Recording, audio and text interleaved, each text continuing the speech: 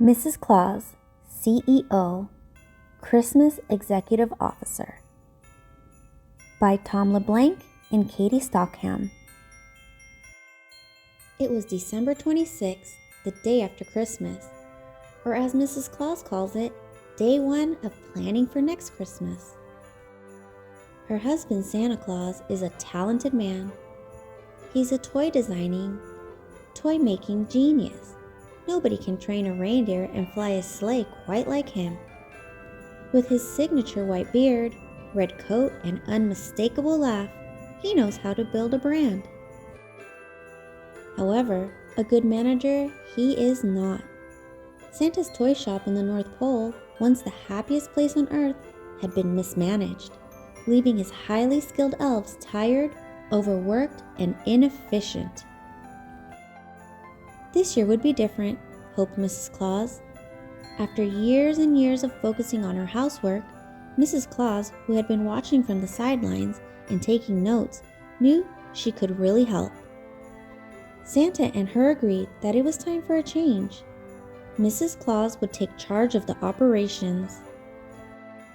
So after a very busy Christmas Eve and some much-needed rest on Christmas, the entire team filed into the North Pole conference room for a meeting to kick off the next year.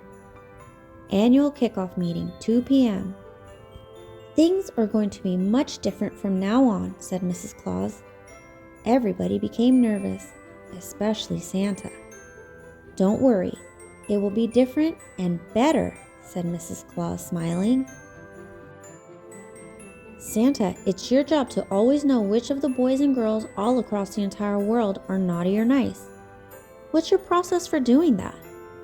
Process? Asked Santa. I don't really have a process. I'm Santa. I travel the world and make sure kids are being nice.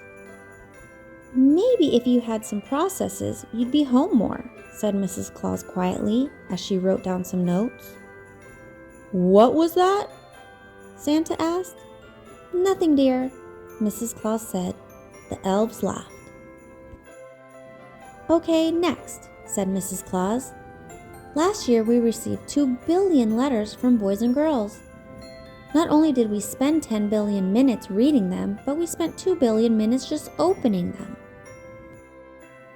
Finally, let's talk about manufacturing, Mrs. Claus said, eyeing the toy designers. I hear your workers spend more time trying to read your toy diagrams than they actually do making toys.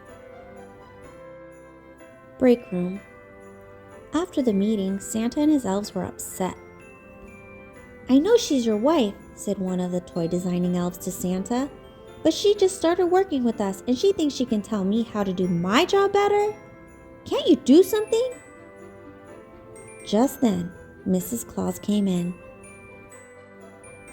The toy designing elves were nervous, but Mrs. Claus said, I want to show you this 3-dimensional modeling software I got for you. It will make your job much easier. Mrs. Claus turned to the letter opening elves. Okay, hand them over. You won't be needing these anymore, she said, collecting the thimbles.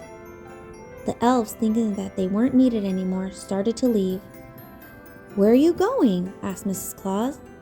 I need you to start reading next year's letters. I'm having the children upload their letters to our new cloud server. No more opening envelopes.